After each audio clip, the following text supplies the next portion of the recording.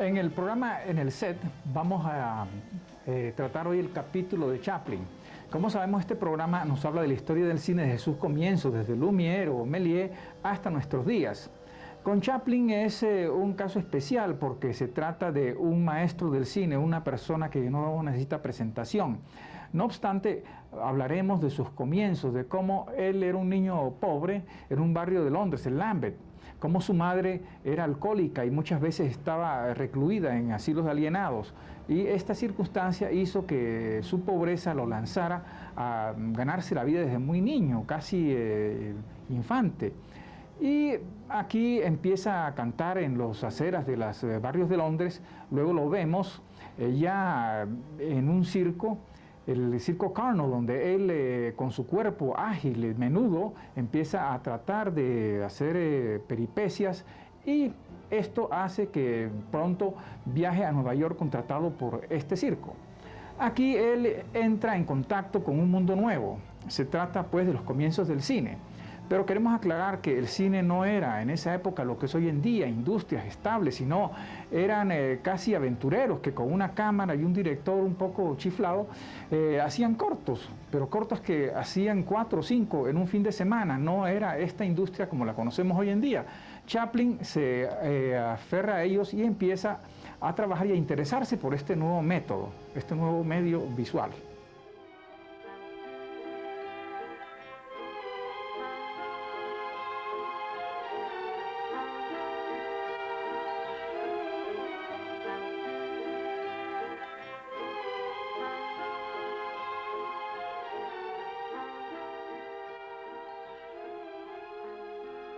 Chaplin descubre desde muy temprano un secreto que sigue siendo válido hoy en día y quizá sea válido para siempre, y consiste en que él sabe que al público hay que darle lo que el público quiere. Entonces vemos cómo el público generalmente se asocia con el desprotegido, y él, en base a esto, construye su personaje, que es una persona pobre, buena, ingenua, del cual quieren aprovecharse los demás, y él encarna este espíritu que es el secreto de su popularidad.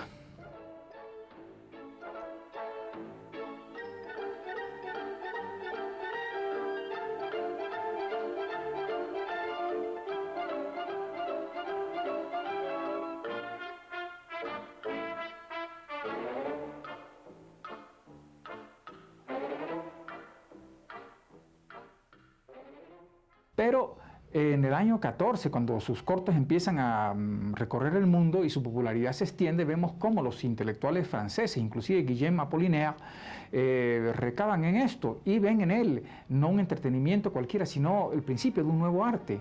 Y esto es una de las cosas que Chaplin reconoce dentro de la labor que está haciendo.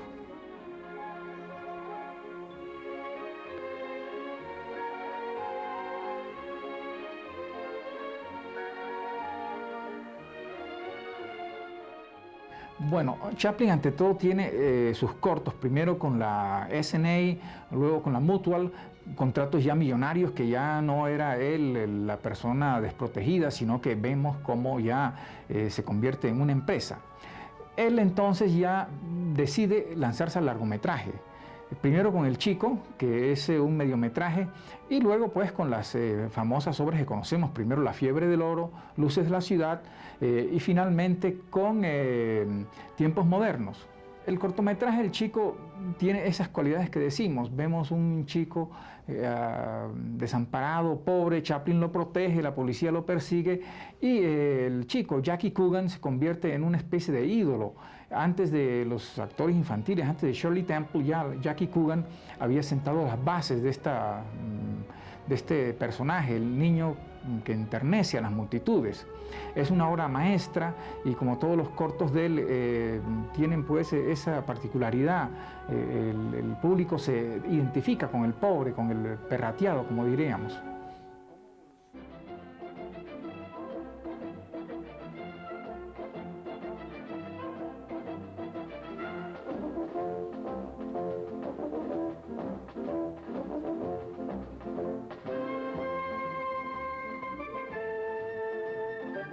Muchos críticos han dicho que Chaplin no era un innovador en el cine porque no empleaba ángulos, no empleaba montajes con misterio como lo hacía Eisenstein, sino que él ponía la cámara frente al plató como si fuera un escenario a una distancia que no tenía muchos planos y actuaba. Pero eso yo creo que hay que reevaluarlo. Si uno mira el cine de Chaplin se da cuenta de que la dinámica, el dominio que él tenía sobre el cuerpo, la pantomima, todo el dominio de su cuerpo, bastaban para que fuese de una plasticidad y de un dinamismo que hacían inútiles todos los movimientos de cámara sofisticados.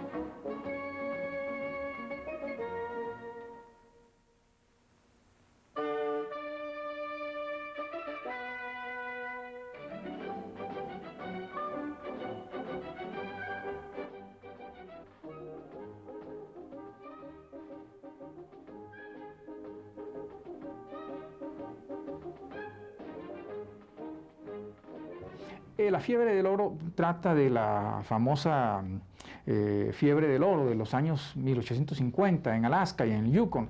Y aquí vemos cómo él llega acá desprotegido, buscando un tesoro y finalmente pues la trama termina bien en que finalmente encuentra el tesoro, pero, o el oro, ¿no?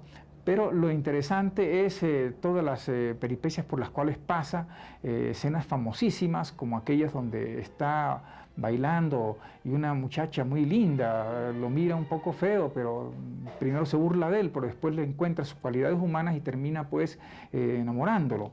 También pues una famosa pelea y finalmente esta escena de la cabaña que está al borde de un precipicio meciéndose, que ha sido de las cumbres del arte cinematográfico.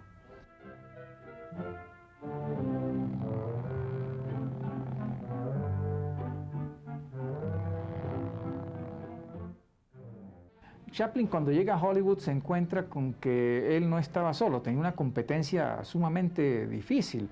Estaba Fatty Arbuckle, este cómico gordo que era quizá tan importante como él. Vemos como el famoso Flaco, del Gordo y el Flaco, también ya había ingresado a Hollywood y tenía otro rival que era Buster Keaton. Y muchas personas pues han puesto el cine de Keaton como uno de los grandes logros del cine. No obstante, Chaplin es más popular que Keaton.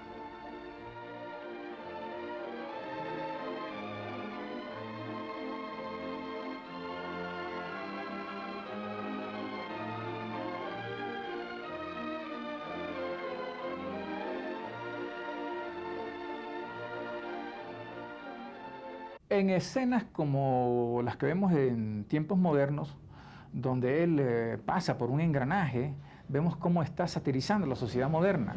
Y si lo vemos con esa óptica no histórica, pues Chaplin no pasa de ser un sátiro común y corriente, pero vemos que es el mismo mensaje que nos deja hoy en día frente a los computadores. Los computadores son una gran ayuda, es el mundo del futuro, pero no obstante, si no ponemos, como dice él, el hombre por encima de la máquina, vamos a estar esclavizados por la máquina o por el computador o por la tecnología moderna, y en eso él sigue siendo una persona de una gran actualidad.